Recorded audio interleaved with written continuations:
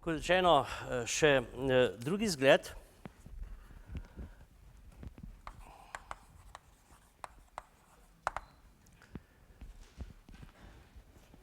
Tega bomo pa v celoti tule naredili. Na slikovnem delu bomo pa pravzaprav majčkeno bolj šparovni, ker so slike zelo podobne tem, ki smo jih zdajle narisali. Torej, vodnik krožnega prereza v homogenem polju. Torej, zelo podobno, ne? Torej, elektrotehniško tudi zanimiva zadeva, ne? Vodnik v homogenem polju. Tale primer imate v knjigi na svoj način obdelan tudi v zgledu, ne, to se pravi v knjigi je to zgled 25.2, drugi zgled 25. razdelka.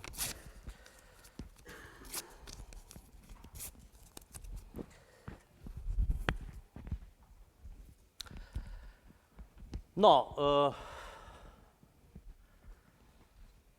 glejte, da ne bi zadeva čistko izpadla, kakor češ, kva se mi zdaj tukaj gremo, ne. Glejte, mi smo, če tukaj mogoče malo skice naredim, ne, in o tem se bomo morda že danes pogovarjali, ne. Če vzamemo dve žici, ne, z nabojema Q minus Q, ne, že danes bojo te tanke žice, te dve premici bosta dobili debelino. In sem že takrat rekel, da je to pravzaprav primer dveh žic, ne, oziroma dvovoda. In smo že takrat pravzaprav malo skicirali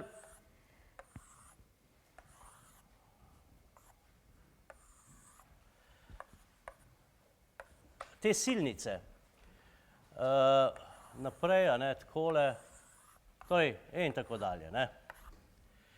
In glejte, če tule en prostor pogledamo, ne, v tem prostoru lahko rečemo, da je polje lokalno homogeno. Lokalno homogeno. In zdaj si lahko tale primer, ki ga bomo zdajle obdelali, si lahko mislim, aha, kaj pa če jaz dam tukaj eno žico, a ne, neko žico in ta žica se zdaj nahaja v lokalno homogenem polju. A ne? To se pravi, zadeva postane zelo hitro realna, kajti tudi tili dve žici bosta dobili zelo hitro debelino. In potem imamo pravzaprav že primer treh žic vzporednih. Ja, to je pa že trifazni vod. To se pravi, da to vprašanje ni tako, bi rekel, šolsko, ampak zelo hitro bo postalo čisto resno vprašanje, ne? Ker bomo mi morali v nadaljevanju pravzaprav znati obdelovati tudi primere snopa žic. Torej, osvojiti bomo morali neke tehnike, ki nam bodo to obravnavo omogočale, ampak te obravnave ne moramo speljati, če najprej tega ne razčistimo. Tako. Torej, spet bomo vzeli, kot rečeno, homogeno polje, jakosti E0. Tule bomo, pardon, bom še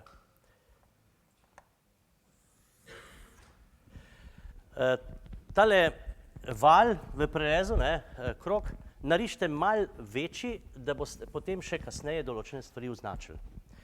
Slika bo kar nekam bogata, kot boste videli.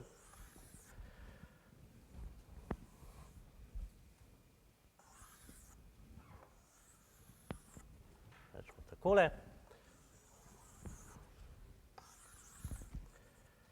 X, Y, O, Z, žica, vodnik, žica, ne.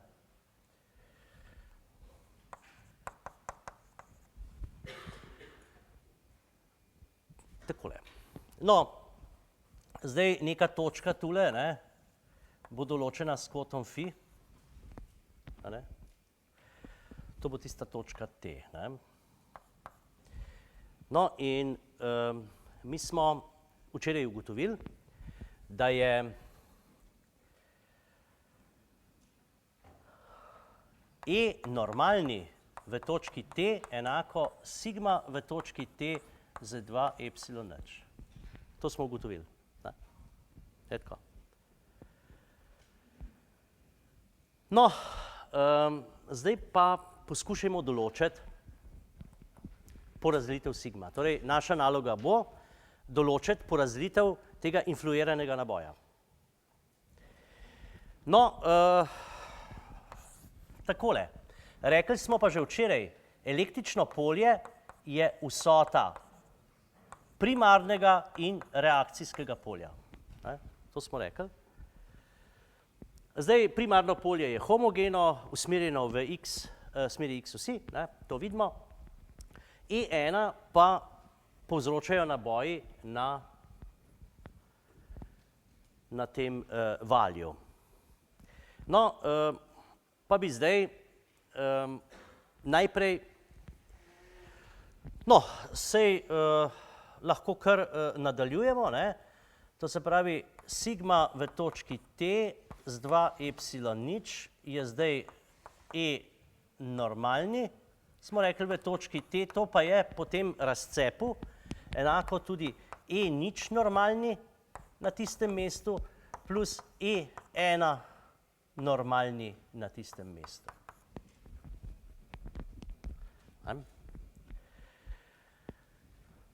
No, takole. Kratko malo, mi moramo zdaj zapisati E1, pa ga dajmo. Glejte, tale val ima nek naboj, zdaj, če je nevtralen, bo imel verjetno tukaj presežek plusov, tule presežek minusov, nekaj podobnega kot pri krogli. Če bo že kaj naelektren, bo tisti drugi slučaj. V vsakem primeru imamo tukaj pač nek naboj, ki ga lahko takole predstavim.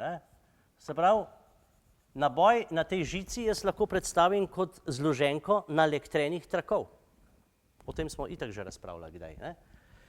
In zdaj, če je tole točka T črtica, imamo tukaj pač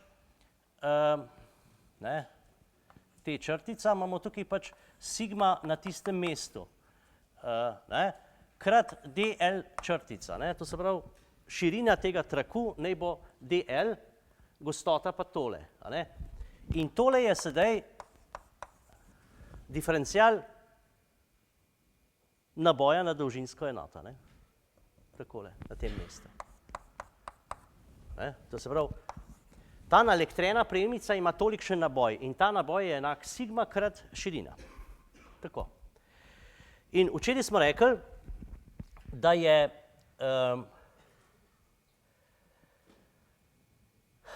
no, tole lahko zapišemo, E1 normalni je enako normala krat E1.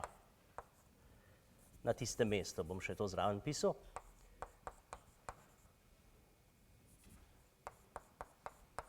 Takole, E1 na tistem mestu, to se pravi, takole.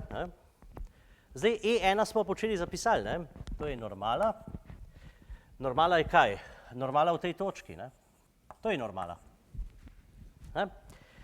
To se pravi, ko želim pisati tale člen, moram zapisati E1 v tej točki. E1 pa oblikujejo polja naelektrene premice.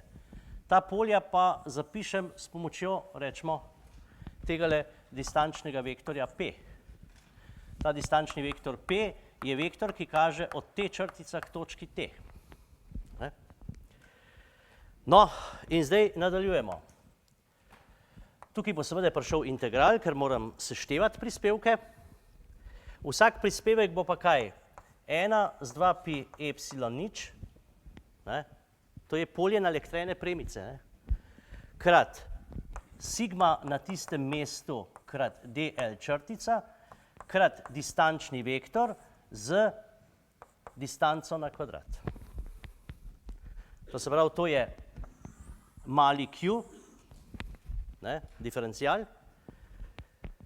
P kljuka deljeno s P, to je smer, 1 deljeno z oddaljenostjo je pa jakost, pa še 2 pi epsilon. In zdaj je treba tole integrirati po celotnem obodu. Ne? Jaz ne bi kaj posebej, ne? Kar takole obod. Obod vodnika, ne? Po obodu. No, če s tem nadaljujemo, jaz bi tale normalni vektor dal noter, 2pi epsilon bi dal ven in tako naprej. Ne? In bo prišlo 1 z 2pi epsilon, zdaj pa imamo integral, zdaj bom pa takole napisal, normala krat p deljeno s p kvadrat, potem pa še sigma na tistem mestu krat dl črtica. Takole. Če sem kaj pozabil, me opomnite.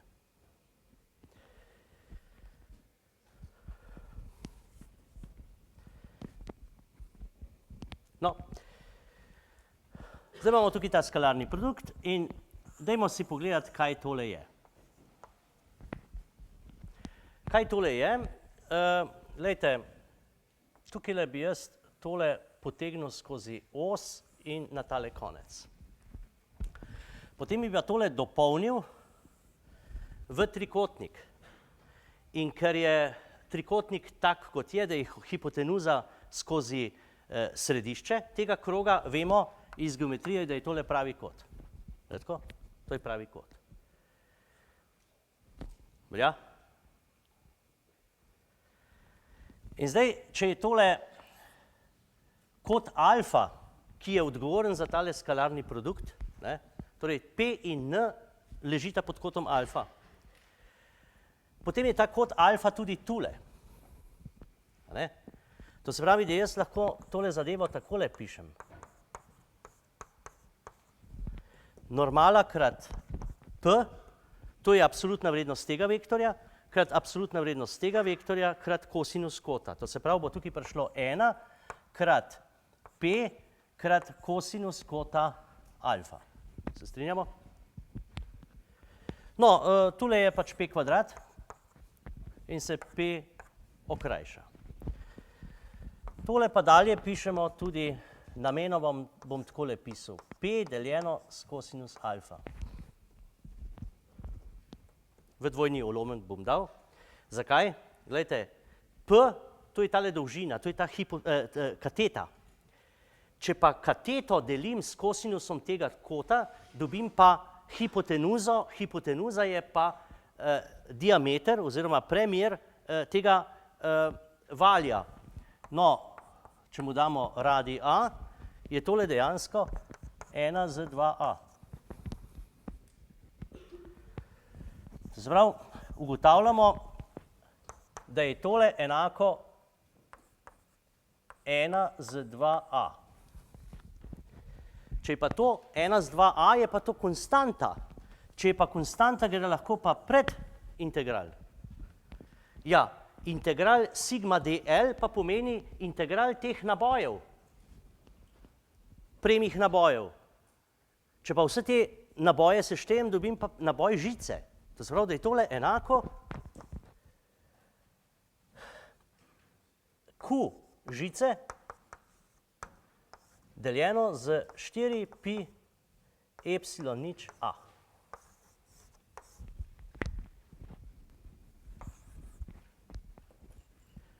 No, in zdaj grem pa s tem izplenom grem v tole relacijo in pišem.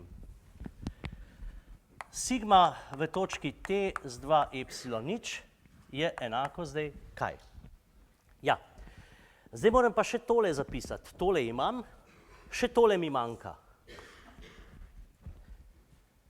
Kaj je pa normalna komponenta? Če se spet na to sliko vrnemo,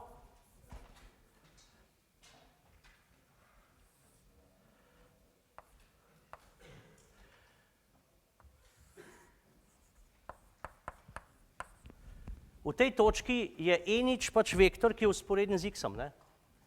In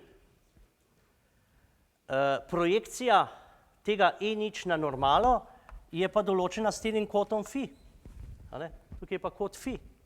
Se pravi, da je tole enako E nič krat kosinus kota phi. To se pravi, dobimo tukaj E nič kosinus fi, dalje, plus Q žice, deljeno za 4 pi epsilon radi žice. No, zadevo je treba pomnožiti z 2 epsilon, urediti in dobimo, da je sigma na tistem mestu enako. Zdaj bom pa namenoma zamenjal, da bo tako, kot je prej bilo, Q žice deljeno z 2 pi A plus 2 epsilon nič E nič kosinus fi. In seveda, to je zdaj sigma kot funkcija kota fi. Če tale izraz gledate in ga primerjate s primerom kroglice v homogenem polju, vidite, da so neke analogije, neke podobnosti. Prej je bil ves naboj deljeno z površino krogle, zdaj pa naboj na dolžinsko enoto deljeno z obsegom. To je gostota ploskovnega naboja. No in namesto prejšnjega teta je zdaj fi in namesto prejšnje trojke je zdaj dvojka. In zdaj že kar vidimo, če jaz valj postavim v homogeno polje, se mi bo na tistih 2 točkah, sprednji pa zadnji, se mi bo polje podvojilo. Za 100% se bo dvignilo. A vidimo? Jaz ostalih slik ne bi risal, ker ne bodo nič drugačne od teh, ki sem jih dal na tablo, se veste. Le da smo tam govorili o rotacijski simetriji, tukaj pa pač tega ni, ni simetrije okrog x osi, torej te krožne. Torej, tako kot je. Je kakšno vprašanje? To se pravi, tukaj se potem spomnite, da se tule skriva povečanje za 100%, prej pa za 200. To se pravi, če se vrnem na tole sliko, v tej točki bo polje, če je bilo prej, rečemo 1 kV, bo tukaj 2 kV, tule tudi 2 kV. Morda bi pa še en razmislek kljub vsemu naredil, in sicer, če vzamemo primer,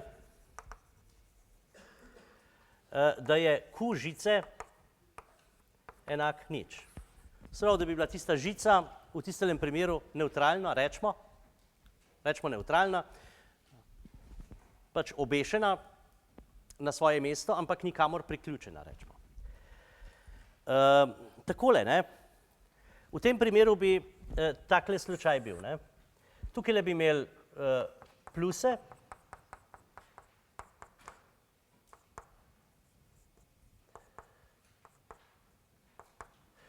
tule pač minuse,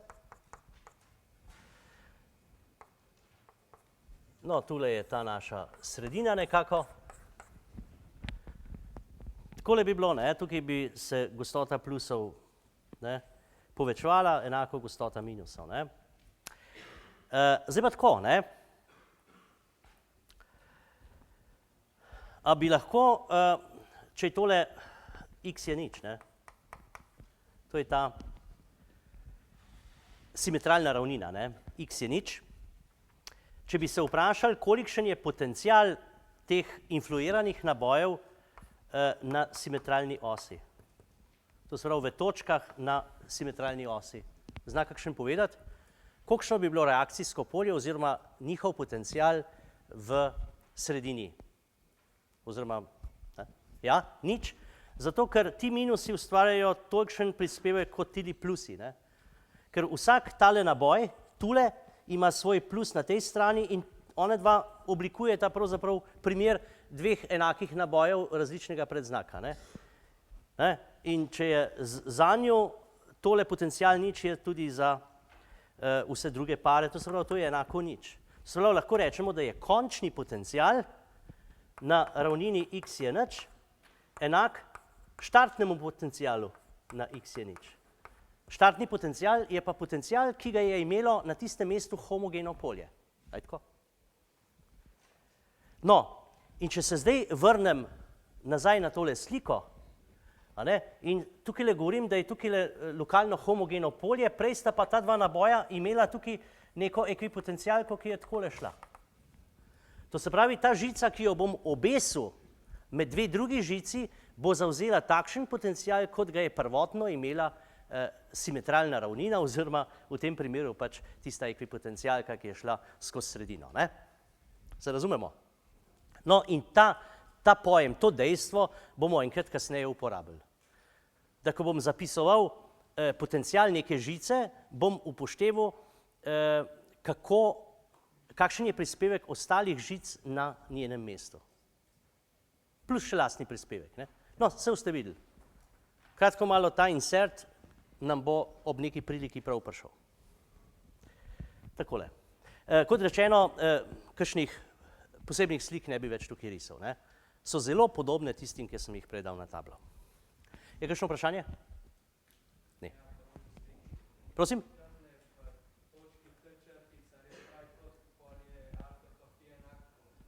Ne, ni. Ni, glejte, seveda ni. Saj sem narisal takole, glejte. To je podaljšek od P-ja. Tole je podaljšek, to je pravokotnica na površino, tole je pa x smer. Glejte, dajte si tole prestaviti nekam drugam. Dajte si takole prestaviti. Pa narišite. A veste? Se razumemo?